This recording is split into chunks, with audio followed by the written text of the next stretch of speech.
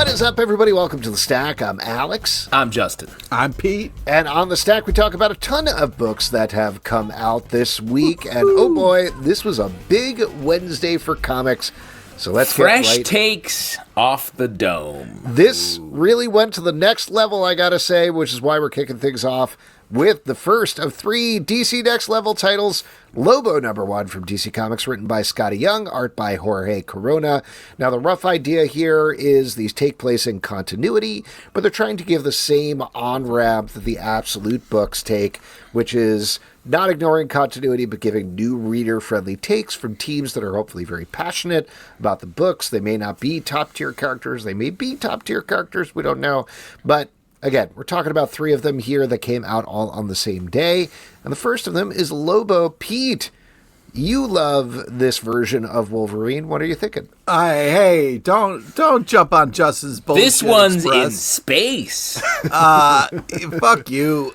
This is awesome. Also, I just want to take a moment. Fun cover. It's exciting when you're like just about to crack open a comic about a character you love, and hey, maybe this is. By the way, awesome. I call comics a cool one. I like to crack open a cool one. Exactly. Yeah. Nothing like cracking a cool one. You know what I mean? Mm-hmm. But yeah, I just think there's something exciting about what's it going to be, what's going on, and I think this cover does such a great job of setting up the madness that is inside. Yes, And a just man to- sitting down. Yeah, it's Lobo sitting. We're talking about the art style, guys. The funness Jorge Corona, that the art style brings, the vibe, this is madness. Look at this crazy gun that has a knife on it. Yeah. Great. Did you read beyond the cover, or did you not crack open this cold one? I cracked it. It was great. I mean, I was a little disappointed that the first joke was about dog piss, but after that, I mean, we were having a great time. I mean, you know, Is that because of what we call the dog piss incident? Yeah. With you. Anyway, the plot of this book is Lobo is on a job. Unfortunately, he gets interrupted when every single mercenary in the universe has their contracts bought out by, I would say, a Mojo-type character. Yeah. Yes. There's a lot of refs in this. Yes. And I should clarify, just to say, like, I keep 23, like, ice-cold beers in my fridge and 1 ice-cold bottle of dog piss. And, like that guy in The Last Crusade, Pete chose poorly. I don't know why you labeled them all the same. That's my big question. Yeah, that's. I like to chat. It's like a little puzzle. What kind of day is it going to be? Play Normal roulette, or dog man. piss? It's dog Yeah, piss exactly. roulette over at your house. Let's talk about something other than the cover and that it is madness. I would just throw out there that I do think this is a very good team to put on this book. Lobo is not my favorite character, but Skottie Young has been building himself up really nicely as a writer, particularly leading into profane and violent stuff with his big hit, I Hate Fairyland. Jorge Corona, they've worked on more serious stuff in the past, so it's interesting to see them on comedy, but Jorge Corona certainly has made a name for himself working on Transformers, and also there was was it Jurassic League was the thing that he did, which were the Justice League was all dinosaurs. Yeah. So this is a natural fit for both of them. I like the place where this ends up. It does feel a little meandery to me as it gets there, which maybe is kind of the point. Like, it's a little bit of a Shaggy Dog thing.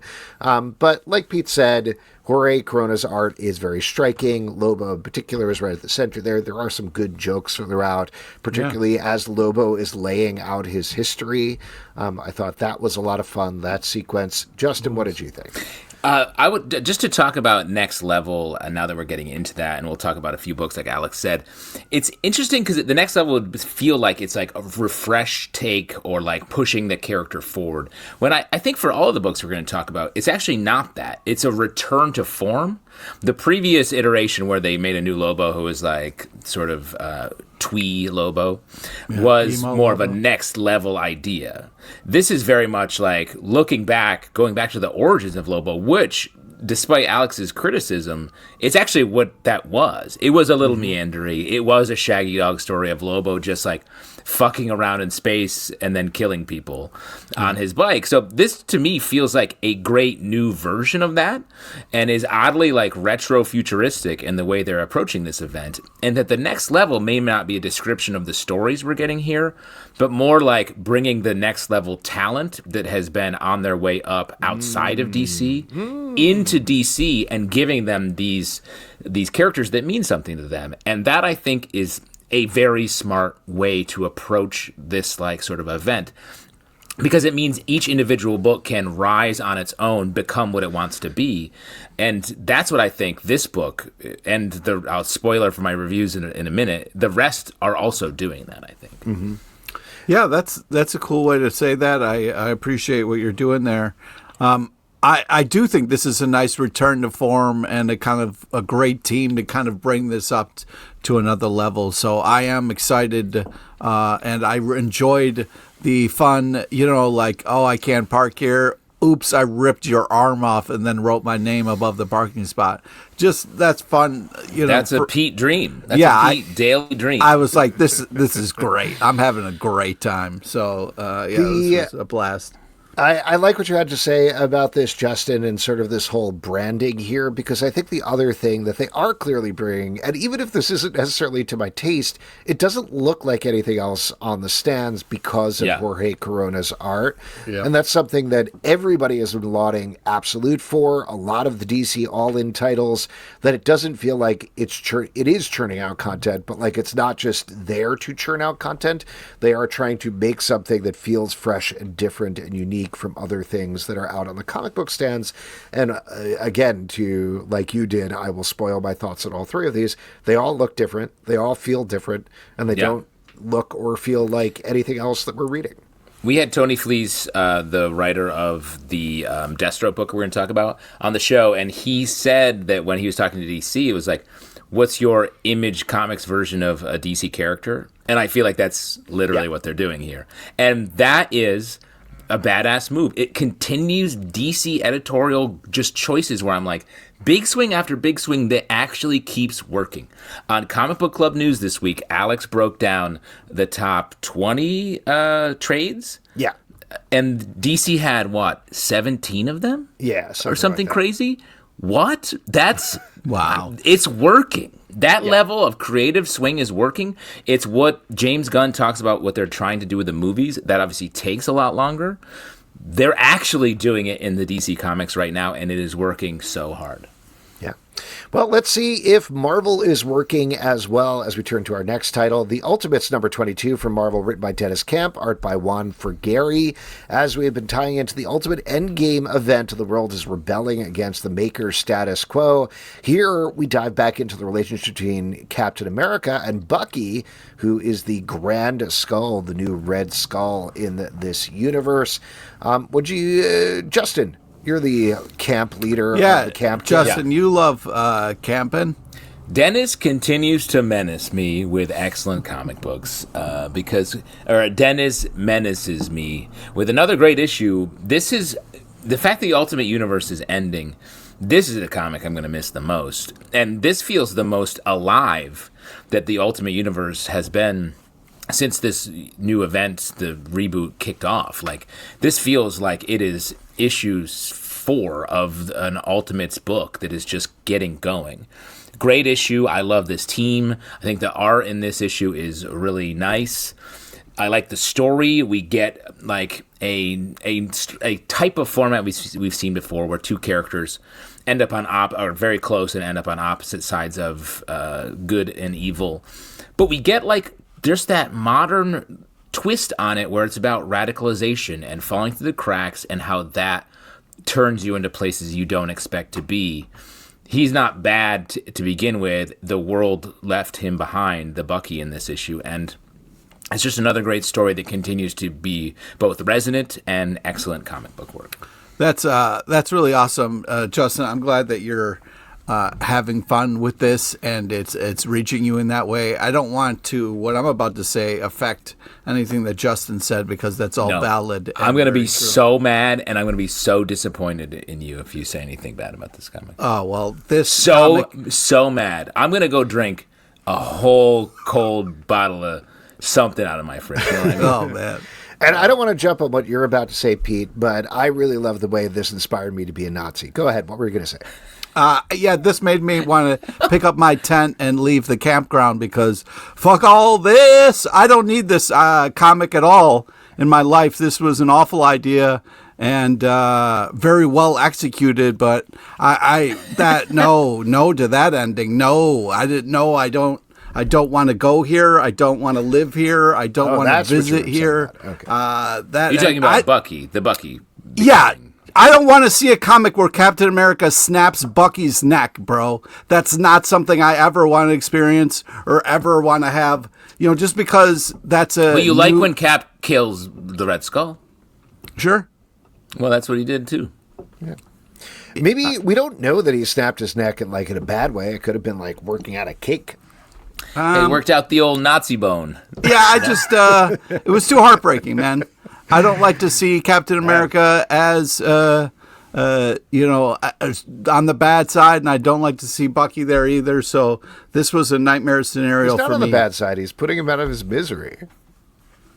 Yeah, well, whether it's fucking of Mice of Men moment or whatever, Have you ever talked to an old person on Facebook? Haven't you kind of wanted to snap their neck a little bit? Oh, my God. Wow. Pete. Wow. Come on. Pete. Be honest. Pete. You live in the honest. country. I'm sure you're putting down a couple of oldies. Gorgeous art in this issue. I am really curious to see what's going to happen as we head towards the ending here. Let's move on and talk about G.I. Joe, number 20 from Skybound at Image Comics, written by Joshua Williamson, art by Andrea Milana.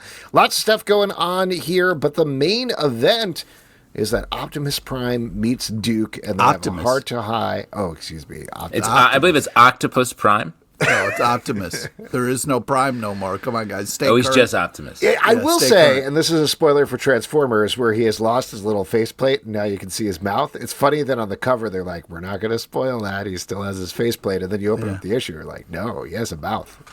What do you think about the idea that the leader of the Transformers has to hide his or her face? What are they ashamed of? What are they ashamed of? As a follow-up question, do you think Duke should hide his face? Oh, that'd be nice. A little, just so he doesn't feel like, Optimus is alone. He's doing it in solidarity. That's fun.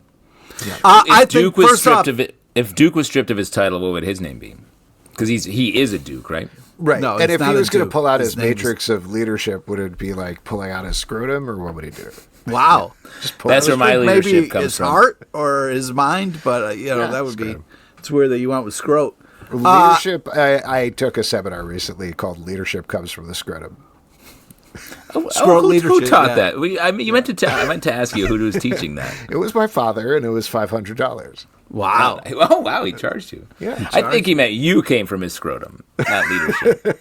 Wow. Oh, that's actually making a lot of the PowerPoint make a lot more sense. Very graphic. I would like to start by saying this is a cool cover. And I very much enjoyed the insides. I thought this was fun to see these two kind of sit down, talk about leadership.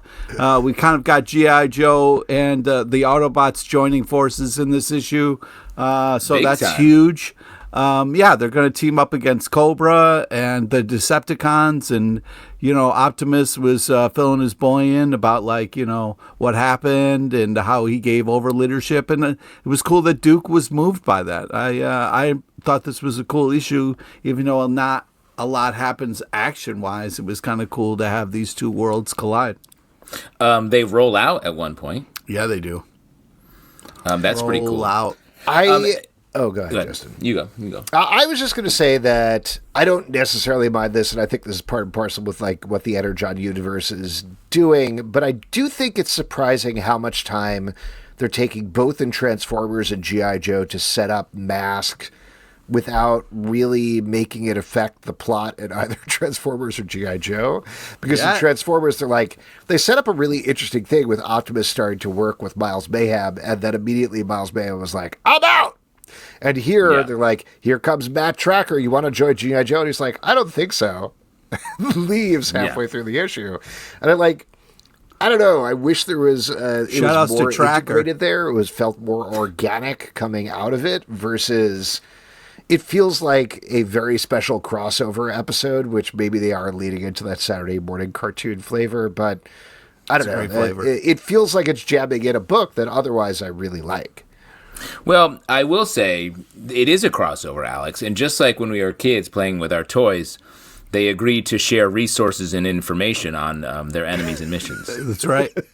So that's what really sharing is. That's really exciting. That's what sharing your toys is all about, Justin. Yeah, they're going to share. Sharing your toys means. I love the idea that Duke and Optimus are going to sit down and email each other every once in a while, or hook up on Signal. Oh, that's sick. They're going to be like, "Hey, you left your Transformers in my sandbox." Like, "Oh, my bad." Do you think Optimus at some point should have offered Duke a sip of his energy juice? Because that's kind of like central to this whole universe is Transformer food. Humans don't drink Energon. What do they do with it then? No, we don't. We use energy differently. Are you new to the planet? All I'm saying is, we've talked about this a million times, that Energon is basically like juice for Transformers. I said that word Cobra Commander seems to drink it as well, I think, and so probably most of the Cobra Law folks. I think they drink it on Void Rivals. They did that in the last issue. So, like, Duke could drink some Energon if he wants. He wants it. He wants to drink some juice. Yeah. I think it's interesting that when Optimus gave up the Prime, the Spark, he became a worse truck. Because in this comic, he's like a when you very give up leadership, truck. you got to you're going back down a level. You know what I mean? You got to take your truck that is sweet. You know, it's Optimus Prime truck. Yeah, and then he lost a couple tailpipes. His truck nuts are gone. By the way, absolutely gone. I didn't know that you was gotta part hang of those leadership. up, bro. I guess it's Alex's dad's PowerPoint is right. Comes from the scrotum. Leadership comes from the truck nuts. Yeah. But like it also is telling that all the other Transformers left, and Optimus is like, I'll stay here because here I'm a truck. Here I make sense as a truck because on other planets they don't have trucks.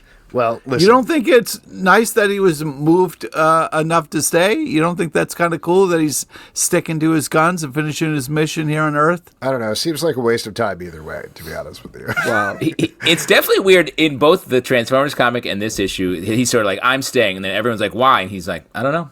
I'm a truck. I'm a truck daddy. Well, it's just, it feels, Energon juice.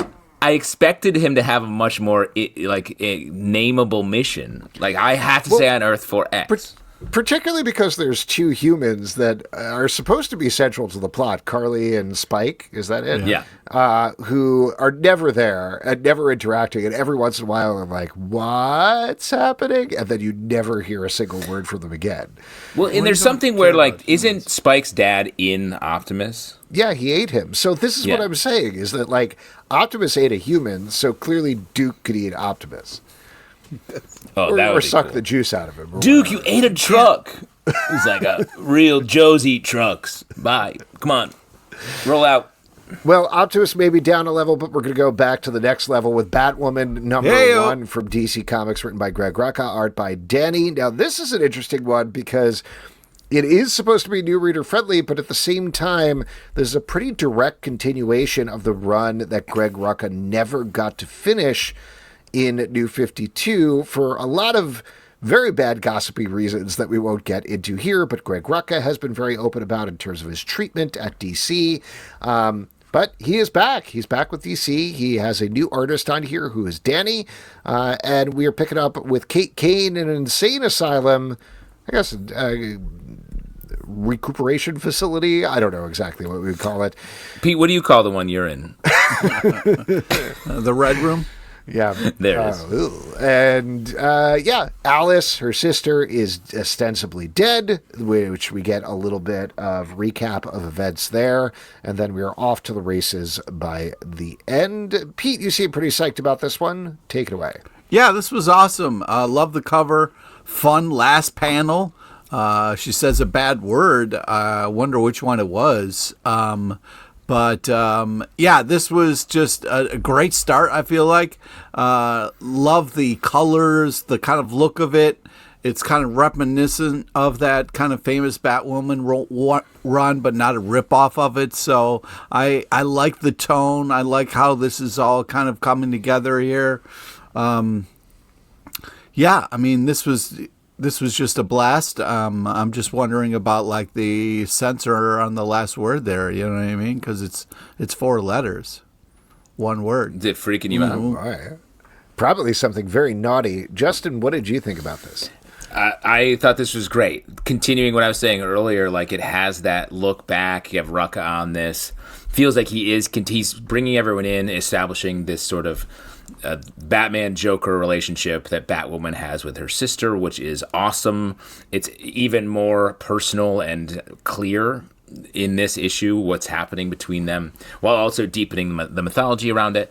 The real swing here, I think, is the DaNi art. Batwoman, for whatever reason, has been this book that is always debuting a new type of artist or a new, like the paneling in the J.H. Williams stuff. Mm-hmm. And here we get this, like the art really matches the backdrop. It feels very like Tuscan relaxation vibe, while we're getting it still being a gritty, turning that into like a gritty comic book superhero story, I think is fantastic. I love this one as well.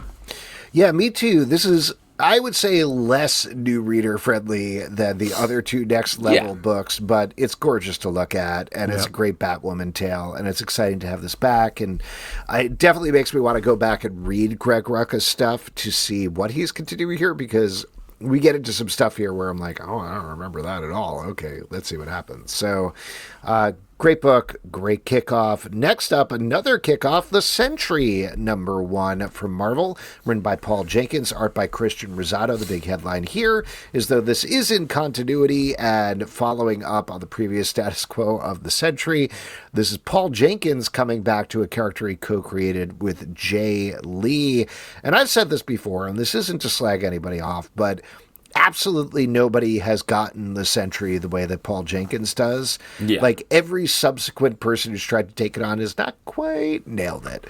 While Paul Jenkins did at least 2 runs on the character that delved into the mental health of the character in different ways each time. This one makes it a hat trick, I gotta say, at least in the first issue. I thought this was fantastic.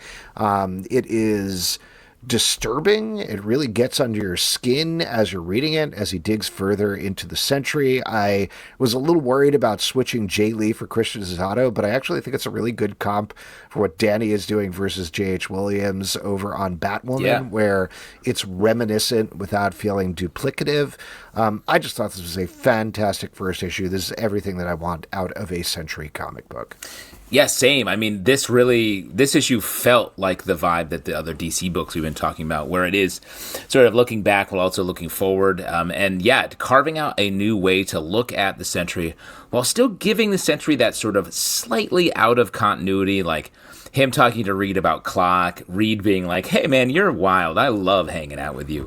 Which always, the whole premise of the original Sentry idea was that he was the forgotten hero that everybody knew, that was part of the Marvel Universe, but had been erased because of the Void and the mental health issues that plague the Sentry.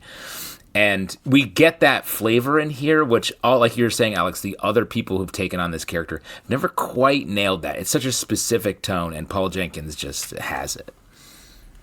Yeah, this is hard for me because I'm not a fan of the Sentry. I'm excited that Paul is back, and you guys seem to be liking this, but it's a little too dark for my taste, and I don't know if it's just because I look for escapism in my comics that if things get a little too, I don't know, things I don't want to kind of deal with, that it's a bit of it pulls me out or whatever. But this is a little too dark than what I want from a comic. So maybe if I like this character, it would be easier for me to get in. But not trying to be an easy comic book. He's basically like the Hamlet of comic book characters. He has the power of 1,000,000 exploding suns or 1,000 exploding suns. I never remember, but he depends on inflation. He barely can do anything. He's stuck in his own head all the time, and that's the purpose of it. Here, there seems to be a new iteration of the Void, new iteration of the Sentry. I'm very interested to see where this goes. Well, what they do here, sorry, just last thing on it. Sentry's always doing, and then the Void is undoing. And the flip here that I think we're going to get is the Void is doing bad things, the Sentry is sort of undoing in a good way. Yeah. And it's awesome. Yeah, you got to avoid the Noid. Yeah, I get it. 100. Now you like it. Now you get it. American Caper, number 5 from Dark Horse Comics, written by Dan Houser and Lazlow, art by David Lapham. If you haven't already, check out our interview with Lazlow and editor Shelley Bond about this book that we did a week or two back, I want to say. Yeah. And they tease this very issue, which turns the focus onto the women of the book in a big way, and in some cases a surprising way. What do you guys think about this one? I like this. I mean, the interview that we did with them really helped to animate this for me. And this book just keeps adding layers. I kept asking them this question other ways, but like, how are you layering so much? They have a big team working on this book, and it feels like everyone has a creative hand, from the editor down to every writer and artist, and sort of the producer roles that some of the folks have on this. And they're able to layer it without it feeling like overstuffed or too heavy. And this issue both keeps all the balloons in the air of the characters that we're sort of scared of, nervous about, or interested in, but shifts the focus to these other characters that we've seen but not really gotten too close to. It's a hell of a balancing act. Yeah, this is like, the art's fantastic. It's got such a cool kind of vibe in comparison to the subject matter. And yeah, this continues to be really interesting. And I appreciate the kind of character study we get in this issue. This continues to be kind of sometimes deeper or sadder than I'm ready to go, but it's always really cool and worth checking out, and I'm looking forward to what's going to happen next. I just want to mention that I was out of town this weekend, and I was reading my comics on the plane back to prep for this review. No. Good. And I got to this one, and I was real worried the entire time. I kept being like, okay, ready to flip. I'm ready to flip. Here we go. I'm just going to like flip past this page. But yeah, I think it was mostly okay. Like, there was no dangling scrotums or anything like that. Thank you. No leaders, you mean? Yeah. No, thank you, American Caper team, for making this mostly safe for the plane. I appreciate it. Next up, Deathstroke, the Terminator, number 1 from DC Comics, written by Tony Fleecs, art by Carmine Di Giandomenico. Good, yes. I think you nailed it. We had Tony Fleecs on the show this past week, talked about this very book, and he corrected my pronunciation of Carmine, so there you go. Now I think I've gotten everything we need to know about the book. No, this is Slade Wilson is on a mission that goes horribly wrong, because of course it does, and now he is on the run and he is being hunted. There's also a lot of other interesting continuity that I think Tony very facilely layers in here, whether you know Deathstroke or not. But what did you guys think? Pete, you seem pretty psyched about it on the show. Yes, this is great. I'm really excited for more of this. Very excited about the team that is on this. Really fun last panel. Great art, tons of action. It's I'm excited and nervous about how this is going to all unfold, because you got this kind of dueling ideal here where, like, he's a father and a horrible villain. So how do you kind of, like, can you be a great dad and also the worst person ever? I'm not sure you can. So I'm a little worried about all that, but man, I'm loving all the action and a lot of cool kind of stuff set up in this first issue. I said this on the live show, but the Carmine Di Giandomenico art is unbelievable. It's so immersive. It's so fluid. Like, you can see the progression. We talked a little bit about our first exposures to his work, and the progression to this, it's like languid. It's sort of like you feel like you're falling into it when you're looking at it, and it's really great. Even something that is so visceral and violent as this Deathstroke issue. And I feel like this is like able to reset a lot of things. Deathstroke, a character that I don't really know the continuity of off the top of my head. Really? Yeah, I just know, like... Oh, yeah, that's right. You just think of him as Deadpool. You have a weird block. Not. This character named Deathstroke, Deadpool. Yeah, easy to understand the differences. Well, if it helps, he's also called the Terminator. Yeah, and his last name is Wilson. Slade Wilson. Very different, which is... You're telling me Wade Wilson and Slade Wilson are very different names, is what you're telling me right now. Yep. Okay, great. Then that makes total sense. What I am saying, though, is the inclusion of Rose here is great. There's a family element here, and then the reveal we get at the end, where it's sort of like challenging all of this stuff and sort of wiping the slate clean in a way, I thought was really cool, and I think we're going to get a nice new take on this character, which I think this character's been in need of a refresh. If I could just say one more thing, Alex, here, Please. is that one of the cool things that he kind of revealed when we had him on our live show is that we're kind of getting a more Rose, which is exciting, and also seeing Deathstroke through Rose's eyes. Like a Bachelorette. Is seeing somebody like a father figure, but they're the worst, is kind of an interesting idea. But also, what's great is I've never been exposed to like a bad dad before, so I'm excited to see if that bears any fruit. Yeah, is that something that happens in society ever? Are there sure any examples? Yeah, I'm Not glad my you dad, guys who have was a had wonderful perfect dads your whole lecturer. lives, and that's great. But Or also our the other dads. half doesn't get great dads sometimes. But I also am very excited about the pace and the action. You know what I mean? Because Deathstroke is such a kind of badass, and this is a badass comic. So I'm glad that's a real important part to this kind of multifaceted character. Next up, Ultimate Wolverine, number 15 for Marvel, written by Chris Condon, art by Alessandro Cappuccio. We are in the penultimate issue of this title, as for a brief while, Logan reverts to the Winter Soldier as we continue to explore Illyana's origin in the Ultimate Universe. What are you guys thinking? Well, Ooh. Wolverines! Wolverine! So this is like Earth Lobo in a lot of ways. Oh, my God. What do you think? I disagree. I think that they're very different and not the same at all. But I'm enjoying this. I'm thinking that the art is really great on this.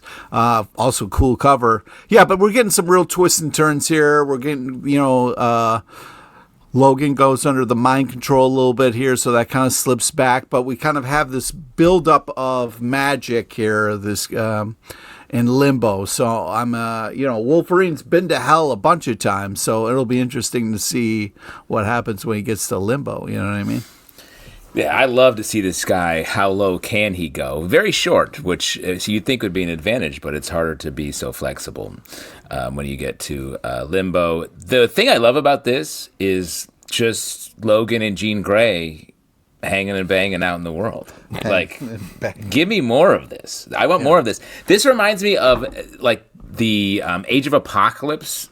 We saw a similarly like hard luck couple, the two of them in that world. This is much more like quote unquote realistic, or them just like out there doing stuff. I would love to see this continue on. I know it's crazy to say that in the Ultimate Universe. Here's that dovetails very nicely into my hot take, which is the shortest of all possible leaps. Just put Chris Condon on regular Wolverine. There it is. There's nothing against it, because I do like this title. There's barely any difference. So just have him, port him over there, give him a Wolverine run ongoing. I think bring Alessandro Cappuccio if you want. They'd do a great job. That's all. Great call. Another banging is useful hot take. Hanging and banging. Hanging and banging. That's what scrotums trying do, to too. be useful. Invincible Universe Battle Beast #7 from Skybound and Image Comics, written by Robert Kirkman, art by Ryan Ottley. There was a little bit of a break here, but now we are back. Battle Beast is recovering. Our princeling has grown a penis, and a lot of other things going on in the world of Battle Beast, while the Viltrumites bubble in the background. This title is very fun and funny, and just Robert Kirkman is having a nice time. It really is what it is. It's not trying to be anything more than like, here's more Invincible for you, but it is that, and it's good. It's really edging on the invincibleness of it, because it's using the characters that we have in the story to tell Invincible-like stories, or scenes anyway. And then we're starting to see all these other characters that are like, okay. Like when what's his name is like, where is Conquest? I was like, what are you doing here? What's happening here? Where are we going? Are we going there? Are we doing that? Yeah, I'm loving this. The art is fantastic. Battle Beast is such a cool character. But yeah, this is also a fun, I almost said episode, but a fun-ish where, we kind of get everybody else reacting to Battle Beast because he's kind of out of commission. But man, he's got a big battle coming up, and then the surprise twist that we get at the end of this. So it's going to be exciting to see what happens in that upcoming battle there. And I continue to really ship whatever that alien guy's name and whatever that robot's name is, Oh, yeah. Really, that's really sweet. Did you appreciate the slung shot where you're like, oh, yeah, that's the perfect amount of dick showing there? A nice curly little curly Q dick? Yeah, absolutely. I love it. I like how much we saw of it. We really got to see it. And Alex, I love your take on romance in general, where you're like, man, I love the sign guy from that movie and the girl he's showing the signs to. Yeah, they really made love Christmas that guy or who tends bar, and one of the two women, either the blonde one or the other one. Hope they end up together. Hope that Montague and other lady get together or die. One of the others should have 50-50. Whatever.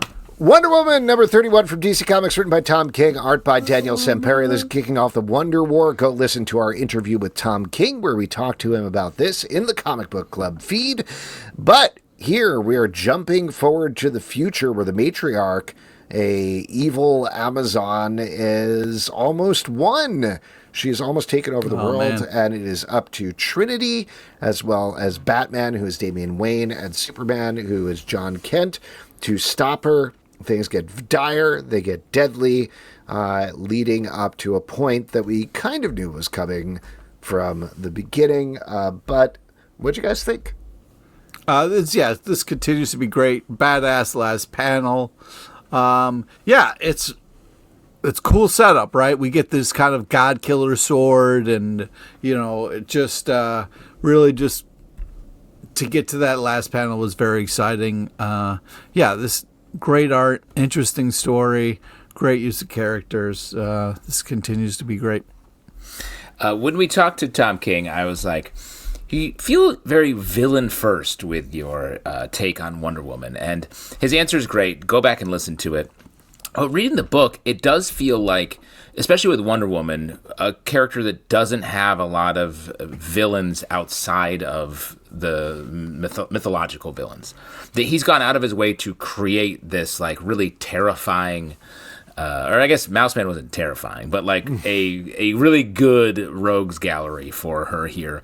And this issue is really setting that up while serving us up some great tragedy that we've enjoyed the comedy side of, and then we get absolutely ruined here for and punished for enjoying it too much, and just badass reveal. The art's great. This feels like such punchy comic book action. Yeah, it's funny. This is also from the interview with him, but something that really coalesced a lot of what he was doing is I didn't realize he was Chris Claremont's assistant. Is that what he said? Yes. And he was like, yeah, I guess I'm just doing Days of Future Past. And I was like, oh, I guess you are actually, essentially, or like any sort of X-Men going to the future story. That brings a lot of it into focus, and it brings a lot of like the planning and forethought that's going in there, because that's Chris Claremont. I do think it's inherently different the way that he's hitting this stuff, but very tense, very taut storytelling, upsetting tragedy. Curious to see what happens next. It's crazy, though, that he's disguised it so well that I had not sensed that at all. 100%. I never made that connection at all, and I was like, oh, it was right there the entire time. Like, from the beginning, it's been right there. We've read 2 years of backups setting up Days of Future Past, and we were like, seems fun. No thoughts. Amazing Spider-Man number 24 from Marvel, written by Charles Soule and Joe Kelly, art by Jesus Saiz. This is continuing the Death Spiral storyline. Yeah. Carnage, who is Eddie Brock, has watched Torment, this new villain, kill his father. Now we're jumping over to a little bit of the old Eddie Brock Carnage, the title that Jesus Saiz and Charles Soule did, that was very good, but didn't get the love it probably should have, and was canceled. I'm guessing it probably would have played a much bigger role in this Death Spiral storyline, and they would have gone between 3 titles instead of 2. But whatever, we are where we are. Great take. Yeah, I mean, that's probably almost definitely what would have been happening. But instead we got this, and I continue to love this storyline. I think the character dynamics between Peter and MJ and Eddie are great. I think Torment is increasingly interesting as we get to see more of him. Really good crossover so far. Yeah, I'm also really enjoying it. The very, like, boots on the ground, just, like, progression of this, like, where now Torment just is using Shocker's gloves. Very, like, it's like a part of his character in a way that I didn't expect it to be that meaningful, which I think is cool. The art by Jesus Saiz is so... Mary Jane looks scary when she's revealed underneath the Venom goop. And that's cool. I think that's a good idea because it's making this feel like the sun's going down in the horror movie and shit's about to be much worse. I also thought it was funny that Eddie Brock's dad, Carl Brock, like he's like, Carl's dead. Everyone's like, oh no. He fucking sucked, though. Every character does it. Including They're like, Peter Parker. Yeah. I was like, he's like, from everything I heard about him, he's a piece of trash. I was like, Jesus. Okay. Hot takes. This is great. I'm enjoying this. The kind of cranking it up is crazy. Torment kind of tightening the spirals, as he likes to call it, is insane. But man, I'm loving Spider-Man and Venom hanging out, spending time together, chatting. It's just steaming up, and I'm here for it. I wouldn't call it steaming. You think this is your romance meter's a little off? I think. Well, if they're just hanging out together, it kind of counts, man. Believe me, Pete, I'm with you. I believe their superhero team up is the gateway to their romance getting back on track. Come on. So, like, I'm with you. I just haven't seen a shred of it yet. I know. But they're in proximity to each other, so that's exciting. Pete, is it cool to date a coworker? From an HR perspective? Like, and how cool? Like, on a scale And of how cool is it? 5 to 10. You've got to declare the relationship. It's like it's a whole thing. You know what I mean? It's forms to fill out. It's it's a lot of extra work, man. Stop! You're getting me all hot and bothered. What info do you have to put in the form? Like, how in depth do you have to go? You definitely flash back to Amazing Spider-Man. It's important. It's an important part of this conversation. Like, you have to write down like everything. No, but you gotta put when the relationship started and that kind of stuff. Yeah. Do you start off saying, "Dear Penthouse Letters, I never thought it could happen to me," or where do you put that on the? I mean, that's my header on every email I send. Oh man, that's potentially real. All right, can we move on to Devil on My Shoulder, can we? number 4? A much darker From place. Dark Horse Comics, written by Kyle Starks, art by Piotr Kowalski. This is the final issue of this tale about a woman who is tortured by 4 men, getting her revenge on them, and we have been wondering when the supernatural would come in this series, and here it does in this final issue as things wrap up. Or do they? I thought this series was great, very dark. I am curious to hear what you guys thought about the conclusion here, but generally speaking, I really liked this issue. Yeah, when we talked to Kyle, he was like, don't worry, she's going to get her revenge. The first issue is intense. We had only read the first issue at that point. We were like, yeah. And I do think he paid that off. The part I was dubious about was the supernatural nature of it. When I was like, you've done a great job of having us watch this great revenge story over the first 3 issues. Why do we need to go supernatural? And then he nailed it in this, I thought. Mm-hmm. I thought he was able to turn it in a way that didn't feel forced. It didn't feel like a last-minute add-on. It felt like it had been there the whole time. It ended up being a reveal in a really good way. Just really, really well done, I thought. Very dark. The end felt a little fast to me. Yeah, but that's what I was sort of getting at is particularly just the last page. It was like, and we're done. Yeah. But that's just one note in an otherwise very good, very dark, well-told revenge tale. But it did remind me of how horror movies often end that way, where they're like, sorry, we're done. Maybe we'll do another one. And maybe that was intentional. Yeah, I mean, I also thought this was awesome. It was pretty scary story. I mean, that pile of babies, that baby room was really freaking me the fuck out. But if you walked into a baby room with a scythe, what's your first move? I'm trying to carefully make sure that scythe leaves that room as safely as possible. Yo, but Pete, that's how you're cutting the apples. Well, you got to go to a different room. You can't be in the same room with babies in that. But they already have the apples, Pete. You got to cut them up all at once. That just seems dangerous. There were a lot of, we didn't talk about this with the Ultimates, but there was a whole thing with minions of the Red Skull wearing baby flak jackets, which are a baby in front and a baby in back in case they decide to shoot at you. So lots of babies in danger this week. Yeah. Yeah, it's crazy babyish. Plus, the tough thing about a scythe is like to really get one baby off, you got to stab another one. You know what I mean? To kind of pull, and then Pete, you can pull it. You're my crazy babyish. Anyway, Absolute Flash, number 13 from DC Comics, written by Jeff Lemire, art by Haining. We are kicking off a new arc here where Wally West is kind of feeling sort of lost. He's hanging out at the Dimney Home for Wayward Children, or whatever it's called, and bonding with Linda Park, his friend / crush, as she finds out about his powers and they find out more about what's going on in Fort Fox. Justin, you're a big fan of this title. What did you think about this issue and New Direction?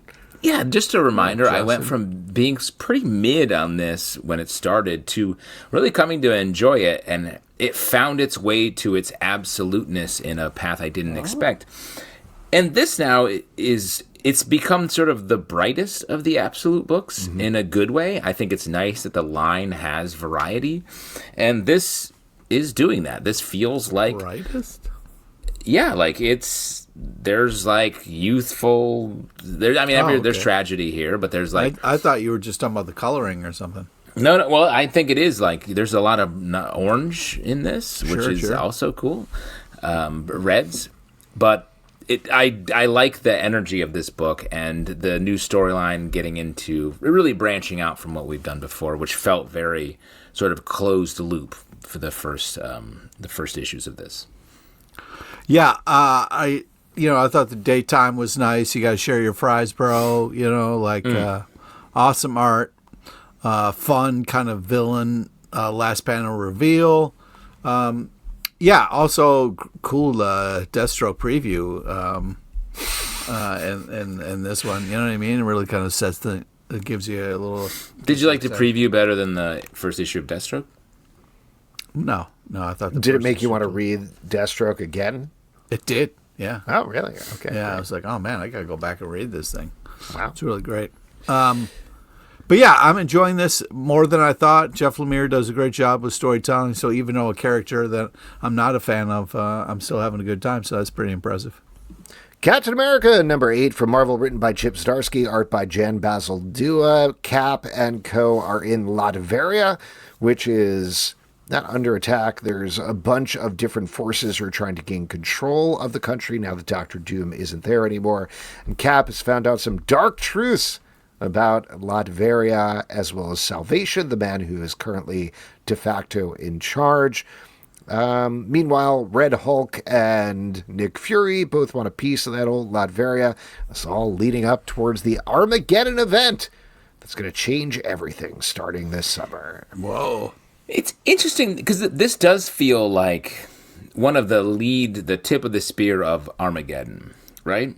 In the current continuity. Yeah, so for anybody who doesn't know, Chip Zdarsky is going to be writing this event. We're going to get a free comic book day preview. Then I believe it's coming out in June or July. I don't remember which. And the two big titles that are leading up to it are Captain America and Wolverine Weapons of Armageddon by Chip, as well as Reborn Ultimate Impact, which is a title that spins off of Miles Morales Finding Origin boxes, and that is going to be by Chris Condon. Interesting elements we have here. Yeah. Very complicated, I think. And this, I like this issue. I like the intricacies of a post head of state being taken away and what happens. But it's a very bureaucratic story here. Mm-hmm. And it's interesting to me that this is meant to be like the road to Armageddon, because I'm like, this road feels a lot like reading the news. A lot of the big Marvel stuff has felt like that lately. Like, I know some people liked it, so that's fine. But One World Under Doom was very much like that for 10 months or whatever it was. Yeah. And I wasn't into that storyline. I was pretty glad to be done with it. And then they were like, you know what? We're still in Latveria, and we're still going with this, and here we go. And the next event is also about Latveria. And I know there's a movie coming up called Doomsday, so you got to get that content out there. But this is external to this comic, but a lot of this feels to be the opposite of what we're saying with DC, that it feels like we got to get content on the stands versus, hey, let's see what creators want to do and take a big swing. To talk specifically about this comic, I agree with you that there was a lot of good stuff and interesting stuff happening around Captain America, but Captain America, throughout this run so far, and we're now 8 issues in, has felt like a figure who's like, I'm just stuck in the middle here. What do I do? The world's very complicated. And then eventually he's like, gotta punch somebody. That's what I gotta do. And that's where we end up. I don't know. It's not quite connecting for me. It just feels like there's a lot of words that have to be laid down for some reason. Because I think there's a way to do this that's a little bit more like Cap's in the castle Latveria, and there's 3 people storming the castle to run it.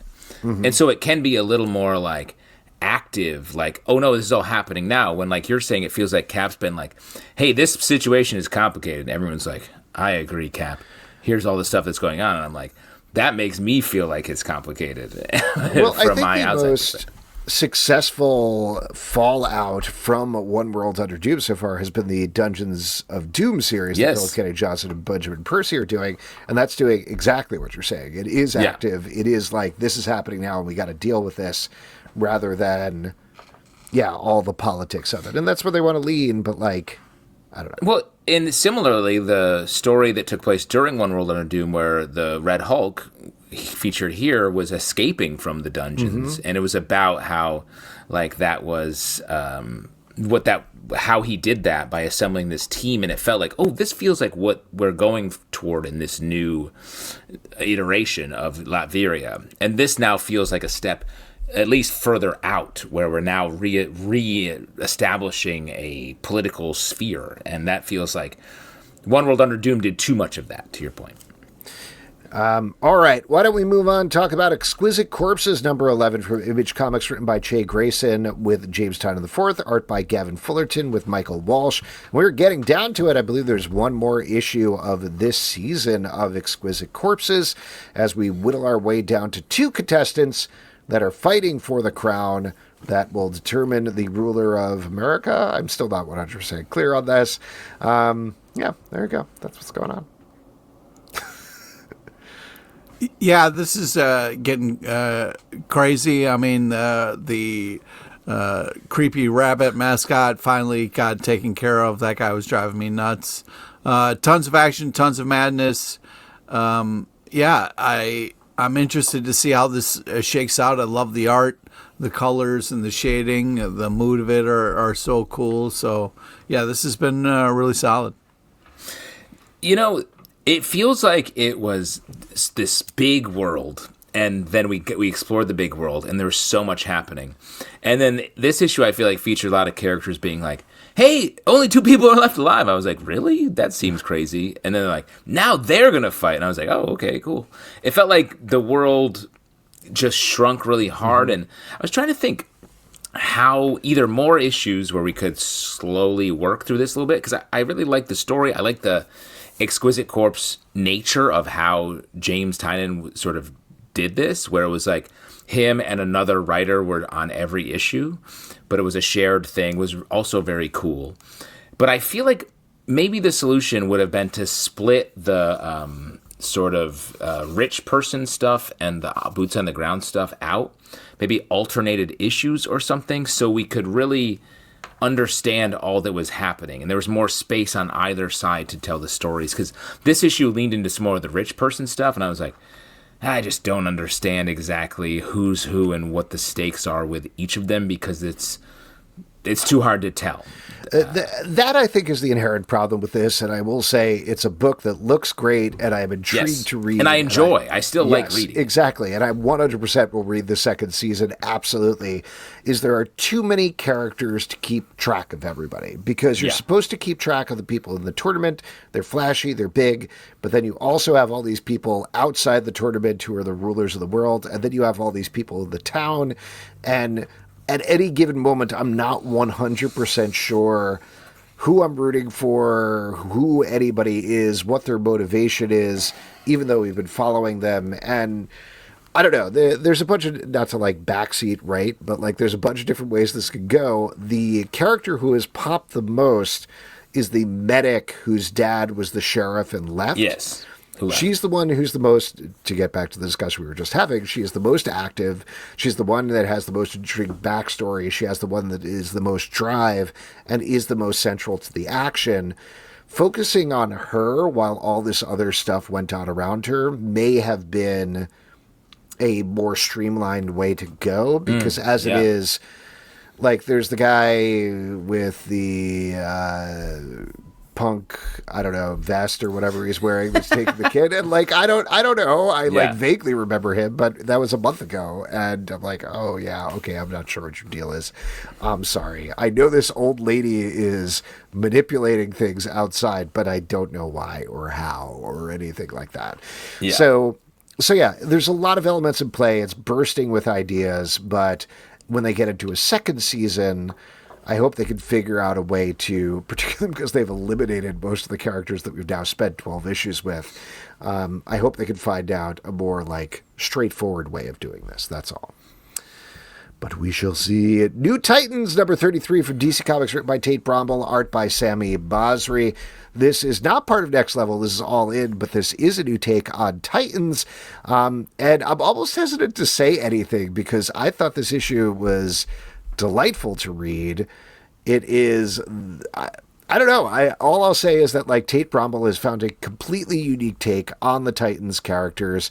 Even by looking at the cover, which introduces, like, here, check out this new team of Titans, you don't know what you're getting into in this issue. It's unique, it's smart, it's funny to me, and this is, like, starting to skirt spoilers, but we put up a preview, and somebody's like, I feel really weird about how Corey is talking in this preview, but other than that, I'm intrigued, and I like seeing all these characters. And it becomes immediately apparent what's going on with Corey talking and why she's talking that way in this issue. So overall, I just thought this was great. Well, let me just say, as someone who looks like they work at Starbucks, this is so anti-coffee, and I'm not here for it. You know what I mean? Thank you for speaking out and speaking your truth, Pete. Thank you. Yeah. Yeah. Your grande truth. Your venti truth. And if you guys want to spoil it, that's fine. But just like, I was kind of delighted reading this issue because I didn't know what I was getting into, and that's very rare. Well, it's especially for Tate Bromwell, who's been doing a lot of great comic book work, but this feels like a bridge title that brings Tate's style into like some very over the plate comic book work. Like, to combine that, this is such a comic book story that I thought really worked, and the reveal at the end of the quote unquote new Titans, I was like, I don't know exactly what it will mean, but I was pretty psyched about all of it. Like, I liked all the stuff that happened, whether or not all of this sticks. The characters that ran in at the end, I was like, I like all of these characters. You don't think it's just Big T kind of, making a move? And Mr. Lipton? Yeah. Mr. Lipton making Or do you mean like Mr. T? Big T. That's what you call him because you had a dog piss incident with him as well. Regardless, recommend picking up this book. Don't read it. about it. Just check it out. Trust us on that one. Cyclops, #2 from Marvel, written by Alex Pactadel, art by Roger Antonio. Cyclops has lost his visor. It broke apart, and he is in the woods with a young mutant while they are on the run for the Reavers, who have been rebooted by Donald Pierce. I love the first issue of this. I thought the second issue was great as well. Pete's about to say that Cyclops is a dick, but that's the point of this issue, is he's a dick, and the young girl tells him he's a dick, and he's going to figure out maybe how to be less of a dick. I mean, that's worth it for me. If we can go down this journey and Cyclops can be less of a dick, I'm all for it. But right now he is dicking it up. This guy's just like a scrotum dragging along the ground. It's just painful for everybody involved. Yeah, he's still got the scrotum of leadership, but will he give it up to be less of a dick? Yeah, well, like how Optimus gave up the scrotum of the Transformers to someone else. Yeah, and that's why you can see his face now. His scrotum previously was on his face. He had stretched it all the way up over his nose. I think that's how... Pete, is that how Transformers work? Nope. It is more than meets the eye. Yeah. Do his balls hang low? Do they wobble to and fro, Pete? How do you feel about it? Well, because obviously we know where the truck nuts hang when he's a truck, but when he's Optimus, aren't they just like right here on the face? And Cyclops, where is his scrotum? Well, that's his problem, is he can't find his truck nuts, and so he's basically powerless. He's powerless without his nuts.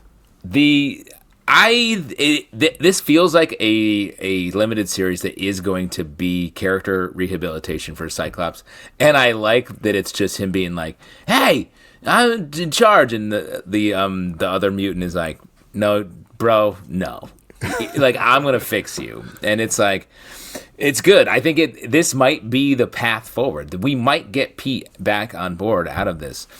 I also think this is wild to me how much of this issue is just about the Reavers. Mm-hmm. Like, we're just really getting into some Reaver life. Well, that feels like an extension of what Alex did on Sentinels as well, just sort of extending those body modification ideas. And I love that. Like, it's really dark and gross, but you instantly know who these characters are and how they relate to each other. They're all very distinct and designed distinctly by Antonio.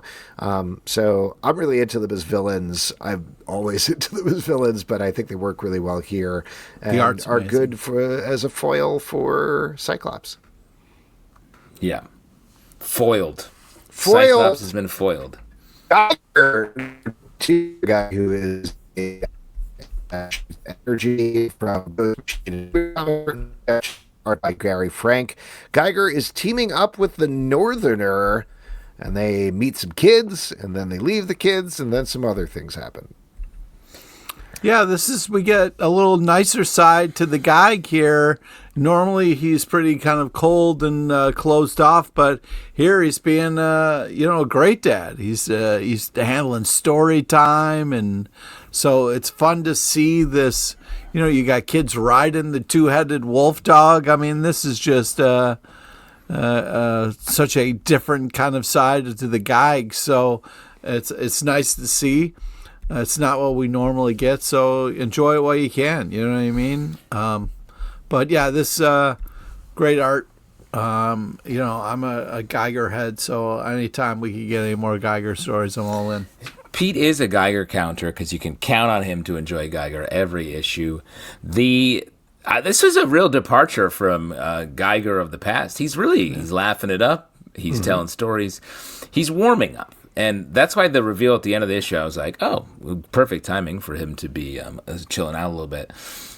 And honestly, I think him having the foil of the Northerner with him is helping a lot to make him open up a little bit from a storytelling perspective. So I really like this direction, and the reveal at the end, like I said, was awesome. End of Life, number 2 from DC Comics, written by, once again, Kyle Starks, art by Steve Pugh. This is a DC Vertigo title about an assassin who is forced to run home and hang out with his father, who he hates and hates him, in a small town where he grew up, while a cabal of assassins are on his tail. Very funny issue. I really love this main character, who is just the biggest jerk in the entire world. Yeah, Kyle Starks is on a roll, man. Yeah. Yes, and agree with all of that. It's very funny. It's very cool. Man, the art just crushes in this. The Steve Pugh art is so good and so fun. Huge reveal at the end, and I mean huge. Yeah. The art is great. Fun last panel. Murder Brothers are fun. Yeah. It's, sometimes you have a douchebag character and you don't root for them, because they're too douchey, but doing a good job of kind of giving us just enough of an inside to actually try to pull for this guy. So impressive work, and fun joke at the end there. And also great details throughout this issue as they explore the town and the farmer's market. There's just so many ridiculous jokes with the name of stores and the people that we meet and everything else. So really good book. Definitely pick this up if you haven't. Infernal Hulk, number 5 from Marvel, written by Philip Kennedy Johnson, art by Kev Walker. In this issue, we're jumping between a bunch of different things as the now evil Infernal Hulk fights an angel, it certainly seems like. And at the same time, Bruce and Betty are feeling pretty bad about what's happening with the world. What'd you guys think of this one? Yeah, this is great. The art's unbelievable. It's a little surprising because it was like they made such a big deal of Bruce kind of walking away and being like, no, I'm done. I don't want to have anything to do with this Hulk. We're separated. I don't want. And, so I was surprised, but also kind of being like, I don't think you can walk away, Bruce. So, yeah, I thought this was a good issue, needed to have happen. Got a little weird with the kind of like, I was like, are they talking about God? Like, what is happening right now? But other than that, this continues to be a blast. But again, the art is just, just unbelievable with some of these kind of character designs and stuff. And this is a cool cover we're looking at. Yeah, the body horror art of this is unbelievable. Like, there's a panel where the Infernal Hulk's jaw is just like flipping way out over his mouth, and is really awesome. And I love the way it goes from that to like the very normcore Bruce and Betty trying to deal with their guilt as it manifests in front of them. Philip Kennedy Johnson telling the horror story that he's wanted to tell for so long. I'm really enjoying this. Kill All Immortals 2, number 3 from Dark Horse Comics, written by Zach Kaplan, art by Fico Asio. In this issue, our Norsemen, our Vikings, are fighting directly with Genghis Khan and his people. Genghis Khan and his people are immortals. Our Vikings are no longer immortals. Can they kill all immortals? We'll find out in this issue. No, man. This issue. Stay tuned. Yeah. Or stay tuned. Next issue. There's more. This is cool. I mean, a lot of twists and turns, betrayals, fighting, amazing art and action. This is a fun read. I really love the colors and the vibe to this. This continues to be very enjoyable. The idea that these people are fighting over a sort of a conch of immortality, right, is really in this issue. It struck me. It's just really working. Like, I really like that idea, and because the way there's an internal. You love a good conch. A conch. Conch, not a conchu, a conch. The way that the family's debating on what their goal should be to take down the other family or to recapture their immortality. The others have the immortality. That's the commodity. That's the MacGuffin. It just makes for it's really caught me up in the high stakes, mythological stakes with the down and dirty. Let's kick ass right here, and the art is really sleek and cool. So I like this. Superman Unlimited, number 11 from DC Comics, written by Dan Slott, art by Lucas Meyer. This is continuing the reign of the Superboys. And here we are focusing on John Kent taking on a fifth-dimensional imp who sees John as his... who sees John as his arch enemy, even though John hasn't met him yet, and we explore what that means and what that relationship means, leading to two big twists at the end that are both spoiled on the cover. That's true. Yeah, it is. I have fourth dimensional, but maybe I'm wrong. Yeah, yes, he is a fourth dimensional demon. That's right. Yes. Sorry. His son of a glitch line was funny. I thought that was kind of a fun bit there. And sorry, I will mention real quick that we did talk to Dan Slott about this on our live show a couple of weeks back. I know we plugged a lot of different interviews here. But sure have. Listen to them. I was hoping we maybe could go a couple of comics, but I guess not. That's cool. Nope. You know what I mean? I guess we do too many interviews, would you say? Or we talk to the people. We talk to the people making the comics, and that's great. Honestly, his enthusiasm, and I don't know if we've said this, but like we talked to him for like 30, 40 minutes, and then we talked to him for another 30, 40 minutes after that. So that's what happened. That's what happens when you talk to a creator as enthusiastic as Dan Slott, who just talks so much more about literally just comics. This issue's great. This issue gives us a sort of flip reveal that is so exciting because of what happened in continuity to put us in this position with young versus old, which is really cool. I love the Super Sons, and what we're getting here is really nice, I think. Yeah, and I'll just also give a shout out to Lucas Meyer. I thought the design of the fourth dimensional demon was very cool and fun. Yeah, it is cool, yeah. Marc Spector, Moon Knight, number 2 from Marvel, written by Jed McKay, art by Dev Milya Pramanek. The first issue found Marc Spector brainwashed and stuck in a prison by a mystery enemy, eventually freed by Zodiac at the end of the issue. Here, we find out who that mystery enemy is, and we get several big fights and some twists and turns. Not the biggest Moon Knight fan, really love the first issue of this, was nervous about them seemingly wrapping everything up in one issue, but man, this issue was great as well. More twists and turns, and ridiculousness and action. Yeah. I might have a fun time with the old Moon Knight. Hey, how about that? Alex is having a Moon Knight. Mm-hmm. Yeah, I'm also having a great time with this. It is taking some fun twists and turns. I won't reveal the villain if you aren't. And fun use of Zodiac. Tons of cool kind of like panels and villain stuff. So I was having a blast with this, but I'm a sucker for Moon Knight. So nice to see that you are also enjoying it. More please. This is great. Yeah, I think the previous run that Jed McKay did on Moon Knight got so big and confusing to the point where Moon Knight wasn't even in it. And it was like having the Moon Knight supporting cast be the main characters. This, I think, is doing something that is working better for me, where it's just getting back into Moon Knight and some of the characters that are immediately next to him. The reveal here is a major villain that we've seen as in Moon Knight's Rogues Gallery. I don't know how many Moon Knight Rogues Gallery members we could all name here, but this is one of them. Two? So, two? I could name two, I think, offhand. Wow. Are you talking about the reveal in this issue and the other character in this issue? Yes. Nice. Really good. Wow. Really good. Thank you. Recency bias right there. Yep. The Punisher, isn't that a Moon Knight villain? I think so. Spider-Man, is that a Moon Knight villain? Pete, you would know.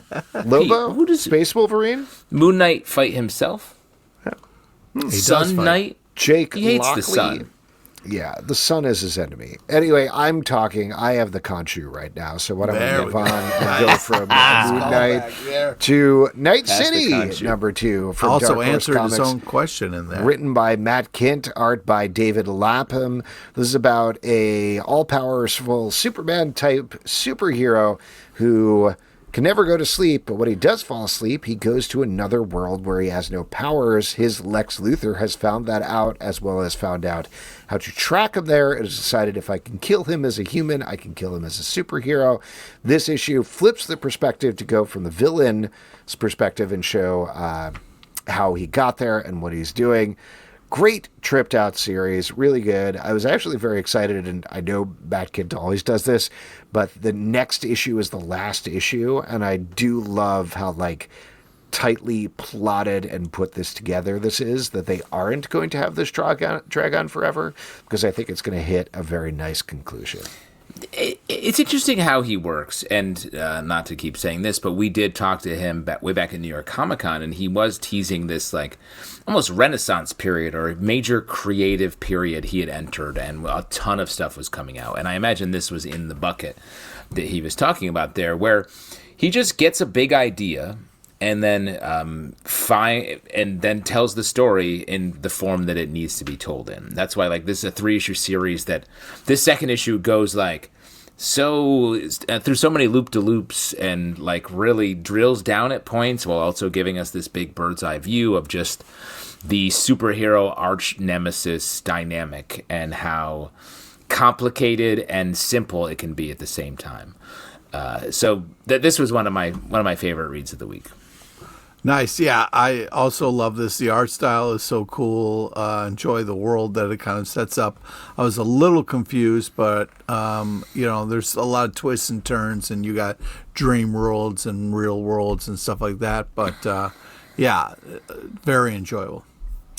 Planet She-Hulk, number 5 from Marvel, written by Stephanie Phillips, art by Aaron Kuder. In this issue, She-Hulk is joining up with some new allies and finding out some surprising truths about the worlds of Sakaar. Pete is doing an impersonation of her holding up the planet on the cover. You're doing a cool great cover. job. Thank you. Kiddo. This continues to be great.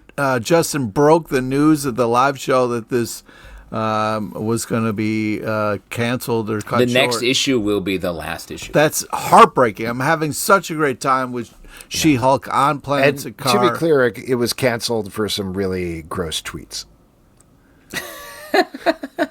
Wow, that's a callback on that. That's a hat in a hat. But canceled for really boosting up Dilbert. Oh no. I think Planet She-Hulk tried to do some sort of trivia thing, paying tribute to Scott Adams. Well, we had a good run. No, Stephanie Phillips is great. This is awesome. I just think it's such a cool idea and very well executed. I like enjoying She-Hulk solve these kind of problems on different worlds and her take on stuff. It's a great idea. Art's amazing. I'm super sad that it's not doing well. I think it's just so good. I agree. I'm so bummed. This is such a tragic cancellation because I think the Aaron Kuder art is so good.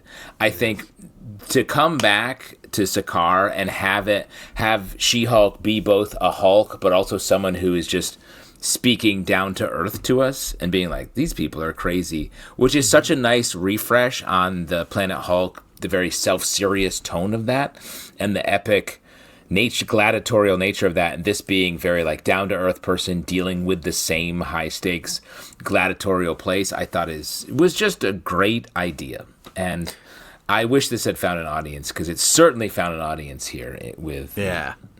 I just want to give another shout out to Aaron Kuder's art in particular. Huge fan of his. He is an artist that I will follow absolutely anywhere. And it's really interesting reading this title and see how he has changed his art style for this. He has gone from being very much in the mode of a Frank Quitely, sketchy, heavily inked lines, to here there's a lot more shading going on throughout. There's a close-up of almost sort of upshot of She-Hulk's face in one panel that was very striking in this issue in particular. Good stuff. The Lucky Devils, number 7 from Image Comics, written by Charles Soule, art by Ryan Brown. In this issue, a lot of stuff goes down as hell starts to fall apart and truths come out with our demons who are trying to manipulate hell into destroying itself and maybe the earth as well. What'd you guys think? I have two wildly specific takes here. One, I think Ryan Brown's tooth art, presentations of teeth is excellent. I've rarely seen more topographical teeth, very textured teeth on all the creatures in this, all the demons. And then the second take is you rarely see the M. Night Shyamalan movie Devil referenced with reverence, and we get that here. A shout out to it in a way that I did not see coming. Yeah, this continues to be really creative and interesting and cool.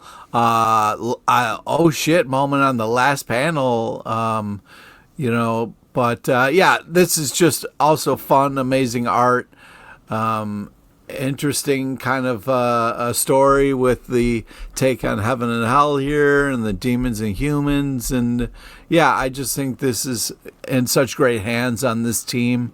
They've done such great work, and this is a cool idea, very well executed. The Mortal Thor, number 8 from Marvel, written by Al Ewing, art by Juan Cabal. This issue once again turns towards Asgard, or at least the 9 realms, to find out what's going on there with, oh my gosh, I'm totally blanking on his name. Brown-haired Thor. Oh, the other Magni? Thor. Is it Magni or something like that? Whatever it is, the main character of the book is hanging out with Blackjack O'Hare, the space rabbit, who I believe used to hang out with Rocket Raccoon, among other folks. And meanwhile, Enchantress is making some big moves in the background.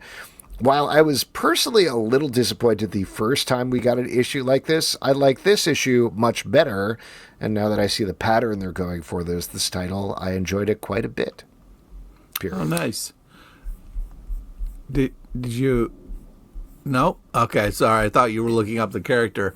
No, I am. But okay, great art. I'm not sure Pete, if you could not talk while Justin's doing research, that I'd really. This is important. Keep it silent. So that's what we want to build the tension of the dramatic reveal as Justin frantically flips through pages of a comic book to get to the character. We started this podcast, and we've told the story a million times because we wanted to create an audio library, a place where people are quiet, talk in hushed tones, and research happens. Oh, man. Just bring some silence into your lives. Just take it down a notch. Magni is his name. Oh, I was right. Good. Okay, great. I'm glad we spent time on that. That ASMR from the boys. That arrow bit took a little bit too long for my taste, but... it's just right. You got to... You love Arrow. You thought... It didn't take up too much space in your brain because I couldn't pay attention. Once the arrow was fired, I was like, I don't give a fuck anymore. I need to know who's... I do... Listen, I'm going to agree with you. It did go on a season or two too long, and I think it peaked in season 2, but I don't know. It is what it is at this point. And this is where we finally get Pete's Arrow Corner? Wow, what a twist. Oh, man. I agree with you, Alex. I like this as a 1-2 punch with the main rubber band hammer Thor, construction worker Thor on Earth, and this doing all of the myth stuff, doing all of the big high drama, melodrama stuff, and when the arrow hits, it was a bummer. Yeah, it was a super bummer. Also, one character's like, Thor's dead, and I was like, oh, I really didn't want that to be the case. I wanted the hammer guy on a rope to really be Thor, so I don't know. I think there's a good chance he is, but I guess we'll see as we continue to read this comic and move on to the next one, Super Creep Show, number 1 from Skybound and Image Comics, written by Kieran Gillen and Ryan North, art by Rossi Gifford and Derek Charm. This is even more Tales of Superhero Darkness. Here we get one from Kieran. Oh my God, I'm totally blanking on the Kieran Gillen one. The Ryan North one was about a super speedster who goes slightly insane. Spider-Man. Spider-Man. Yes, a Spider-Man. Get it? Because the cover is a Spider-Man reference? Mm-hmm. I got it. What'd you guys think about this? Spooky good times? I think we should do more of these. That's a fun way to put it. I like them. I mean, the Spider-Man one was a story well told. I think... this idea has occurred to comic books before. So it wasn't like breaking any crazy ground. I thought the Speedster story was a little more original in its take, I thought, but equally horrifying. The art on both, I thought, I liked that it was pretty different but effective. Yeah. And yeah. I agree. I really like, too, the big different takes on the art. You know, like the first art had like kind of like an old school kind of comics vibe, which was great. And then the second one kind of almost had like an Archie comics kind of vibe, which was really fun. Well, the second one is Derek Charm, who has done Archie comics. So I think that's why that came through for sure. Wow, it's great that I picked up on that. You know, You sensed it. Yeah. But You didn't do the research. it's all in there somewhere. Yeah. But yeah, I think two great Pete, stories. do you want us to pause while you look that up? We can stop talking. Oh, there we go. Well, I just like a little whisper. moment of silence. You know, sometimes it's nice to just take it down. Yeah, people love silence in their entertainment. You know, hey, are you on a jog right now? Stop. You know, just take a breath. By the way, Stop. your fitness app Enjoy is where doing you are. wonders for my waistline.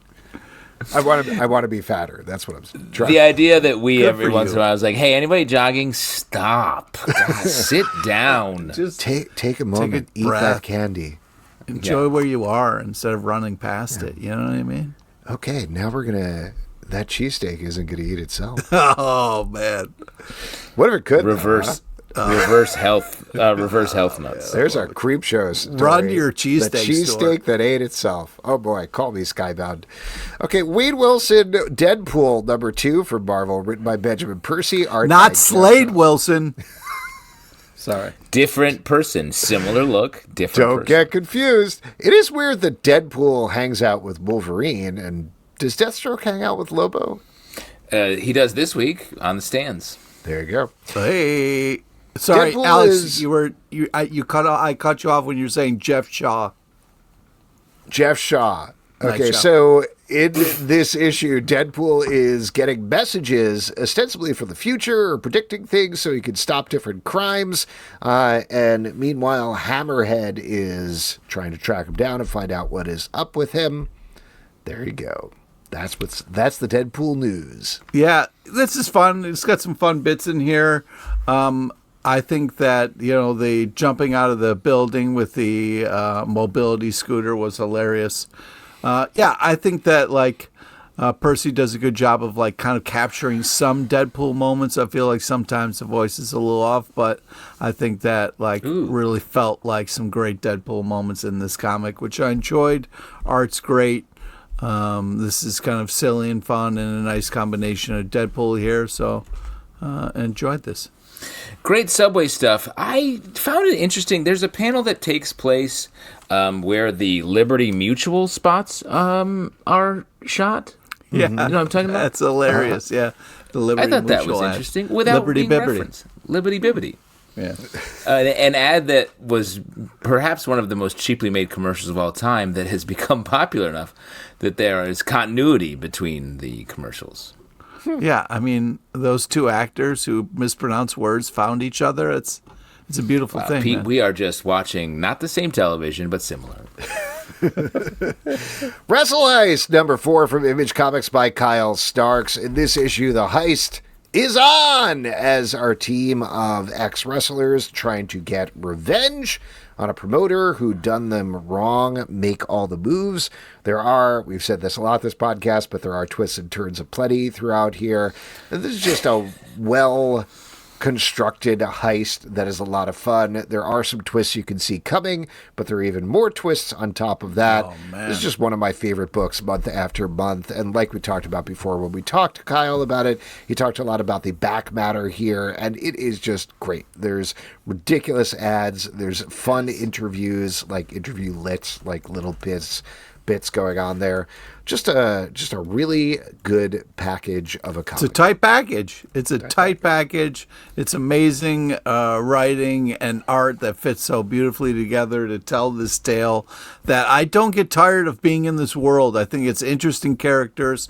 I'm pulling for this heist, even though we're kind of being told that the bad guy knows about it, but they still can surprise us. And so it's really, really impressive and such a great read, and every issue really delivers.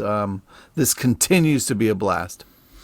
Well, Kyle Stark's really doing it all this week specifically with a lot of great titles. I agree with everything, and such a pleasure to see his art, his fun, bright art on display here.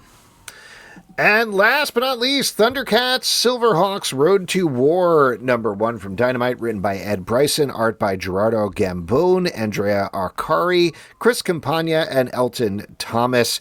Here we are seeing what's up with the Thundercats, what's up with the Silverhawks, and what's up with the Thundercats Lost in Time as they get on that road to war. How long will it take? Will they have to stop for gas? Will they have to stay overnight? We'll find out soon enough. I hope not. The gas prices are ridiculous. Gas prices because of the road to war in reality. Yeah, exactly. Great point, Pete. Yeah. Pete, always bringing the news into our podcast. How do you think they're going to open up the Strait of Third Earth? Well, what's tough, Justin, is we're on different sides of this. I'm Team Thundercat, and you're Team Silverhawk. So I don't know what you think is going to happen here, but I only read half of this because, Saturday mornings you had to decide what team you were on, and I'm ride or die. So is that true? Did you really only read half this, Pete? Oh, he just laughs and he doesn't answer. Oh boy. The thing with this is I did like the Silverhawks, but it was like always a show I saw like once, and I was like, that show was so cool. And then seeing their reality, they seem sort of like jerks. Yeah. I think it feels like it's supposed to be even, but you're very much on the Thundercat side here. Yeah. Thundercats, warm and cuddly, fun. The Silverhawks, ice cold space, mean. Yeah. And then there's the Thundercats Silverhawks that show up in this issue that I think are the Thundercats Lost in Time, who are now Silverhawks. Do I have that right? That was my takeaway from it. But you're talking to both of us like we know what's happening in this, and I would argue that we don't. Because I would argue that the continuity that is laid out in this issue, I was like, I wouldn't start there. Because I would start as 1 rather than 3. In this story. It's a little wild, the amount of what's happening, right? Wink. And I was like, I do not understand your wink. Yeah. The part that I liked the best was the Thundercats Lost in Time, and they're in a dark future, and they're dressed as Silverhawks. I was like, oh, that's cool. That's maybe cool. Focus on that. And I think that is a nice idea all around. But this definitely felt like this conversation that is happening in this issue is they think we know more about it than we do. Yeah. Oh, well, and that is it for the stack. If you'd like to support our podcast and all the podcasts we do, patreon.com/Comic Book Club. Also, we do a live show every Tuesday night at 7 p.m. to YouTube. Come hang out. We would love to chat with you about Thundercats or Silverhawks or honestly, whatever. Yeah. Apple, Spotify, Android, or the app of your choice to subscribe, listen, and follow the show. ComicBookClubLive.com for this podcast and many more. Until next time, we'll see you at the Comic Book Club. Come on over for a cold one or one warm one.